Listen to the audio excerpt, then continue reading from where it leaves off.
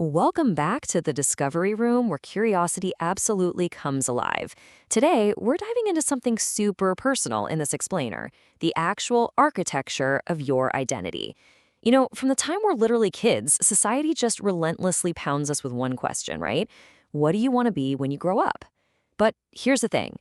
For a lot of us, picking just one single lifelong lane doesn't bring clarity. It brings this suffocating anxiety. Okay, let's dive into this. What if your inability to choose isn't actually a lack of discipline? Seriously, what if the real reason you're struggling to commit to a single career is simply because you are genuinely, intensely interested in way too many things? We live in this world that heavily rewards and, frankly, romanticizes specialization. And because of that, when you have a whole bunch of passions, you can end up feeling incredibly isolated. People might tell you you're scattered or afraid of commitment or just easily distracted. And man, it is a profoundly lonely feeling to look at your vast array of interests and feel like they're a burden rather than a total gift. The acclaimed writer Sylvia Plath actually captured this existential agony perfectly in her novel The Bell Jar. She described sitting before this metaphorical fig tree where every single fig represented a totally different, beautiful life she could live. One fig was a happy home, another was a famous poet, another was a brilliant professor. But she just sat there, starving, unable to choose. Because as this quote so heartbreakingly puts it, choosing one meant losing all the rest. For a highly creative, curious person, making a choice isn't just logistics, right? It feels like a genuine psychological loss. It's the grief of unlived lives and the very real fear of eliminating vibrant parts of who you are. And this brilliantly illustrates exactly what psychologist Barry Schwartz calls the paradox of choice. Standing at this sprawling crossroads, having an absolute abundance of options, actually paralyzes us. Instead of feeling liberated by all the different paths we could take, we get absolutely crushed by the anxiety of opportunity costs. Every single time we step down one road, we become hyper-aware of the value of the roads we're leaving behind.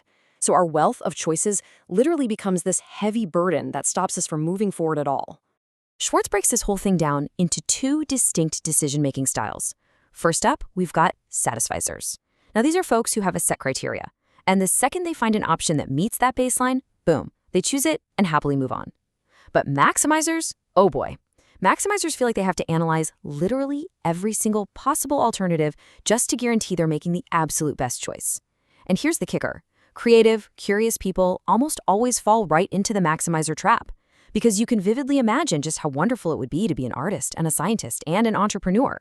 So you agonize over the opportunity cost of giving any of them up. And that turns your brilliant, diverse curiosity into a major source of chronic, paralyzing indecision. But okay, what if we completely reframe this? I want to introduce you to a profoundly empowering term popularized by author and speaker Amelie Wapnick, the multipotentiality. Now, I know it's a bit of a mouthful, but the concept itself is a real game changer. A multipotentiality is simply a person with many interests and creative pursuits. If you're someone who thrives on diving headfirst into new subjects, mastering them, and then eventually feeling that familiar pull to explore entirely new territories, well, there's absolutely nothing wrong with you. You're just wired differently. Giving this trait a name kind of validates the whole shebang, right? You aren't broken. Actually, scratch that. You're the opposite of broken. You are a multipotentiality. And get this, we actually have the neuroscience to back this up. This isn't just some quirky personality trait. It literally reflects how certain brains are physically organized. Research into cognitive flexibility and divergent thinking shows us that having this creative breadth is a profound cognitive strength. It all comes down to the ability of your large-scale brain networks to just fluidly communicate with one another. This cross-domain thinking lets you effortlessly link concepts from seemingly completely unrelated fields, like bridging the gap between logic and emotion or science and art. So when you find yourself bouncing between wildly different passions, it is definitely not a lack of focus.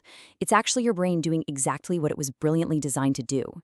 So the crucial point is that being a multipotentialite comes with distinct, absolutely incredible advantages. Let's look at your 3 hidden superpowers. Number 1, idea synthesis. Because you naturally operate at the intersection of different fields, you combine ideas to create true, groundbreaking innovation. Number 2, rapid learning. Since you've been a beginner so many times, you just aren't afraid to dive into the unknown. You absorb new knowledge at lightning speed. And number 3, adaptability. You can seamlessly morph into whatever role a situation requires. In our rapidly changing world that's facing all these complex, multidimensional problems, these aren't just neat little party tricks. These are literally the exact skills the future demands. In fact, we're seeing this exact shift happening right now in the modern workforce. let's talk about the comb-shaped skill set. Historically, companies wanted eye-shaped specialists, right? People with deep knowledge in just one single area. Then it shifted, and they wanted T-shaped people with broad general knowledge and one deep specialty. But today, high-performing organizations like advanced DevOps and continuous delivery teams are actively hunting for comb-shaped individuals.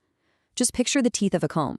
You've got a broad base of foundational knowledge running across the top, combined with multiple, distinct areas of deep expertise dropping down. Your diverse passions literally make you an absolute engine for speed, innovation, and holistic problem-solving in today's economy. Now, as your guide here, I've got to be completely honest with you. This specific neurological wiring definitely has a dark side. Let's walk through the putty-like burnout cycle. As a multipotentialite, you don't just gently wade into a new interest, do you? No way. You fall completely head over heels in love with it. You build massive momentum, learning faster than anybody else, just riding that totally addictive rush of learning. But here is where the trap snaps shut. You push way too hard. You might start ignoring your health, your relationships, your other daily priorities. And then suddenly, bam, you hit this massive wall of overwhelming panic, which quickly crashes into total mental exhaustion. If you don't learn to put some guardrails around your boundless curiosity, it will for sure consume you. Let's move to and see how this builds a critical crossroads in how we actually view a fulfilling life. Society sells us this big myth, this deeply romanticized idea that you have one true calling, and you must rigidly specialize to find it. And honestly, if you believe that myth, you're going to spend your whole life feeling like a failure. But the creative reality is vastly different. The goal is not to force yourself into some tiny specialized box. The goal is designing a resilient, multifaceted life through the integration of all your passions. You really don't have to choose between your interests. You just have to figure out how to weave them all together into a career and a life that looks uniquely yours. And hey, if you doubt that this kind of integration is even possible, history and the modern world are literally packed with people who prove otherwise. We always sort of assume successful people walked this perfectly straight line, but the truth is often the exact opposite. Just look at Martha Stewart. She was literally a stockbroker before she synthesized her knowledge of business with food and design to build a massive media empire. Or look at Johnny Kim. The guy seamlessly integrated the roles of Navy SEAL, Harvard-trained physician, and NASA astronaut. Talk about an overachiever, right? Or Dr. Bob Childs, who was somehow both a psychotherapist and a master violin maker. These incredible individuals didn't achieve greatness by amputating parts of their identity. They achieved it by letting their seemingly incompatible interests feed and elevate one another. Which brings us to our final and perhaps most important thought. The architecture of your identity is entirely up to you. It absolutely does not have to be a single narrow pillar. It can be a vast, magnificent structure built from dozens of different disciplines. So I want to leave you with this provocation. Will you finally stop torturing yourself with the question, what do I want to be? And start asking the much more beautiful question, how do I integrate all that I am? Your curiosities aren't distractions, my friends. They are the building blocks of a masterpiece. Thank you so much for joining me on this explainer. Stay curious, embrace all your amazing passions, and we will see you next time right here on the Discovery Room.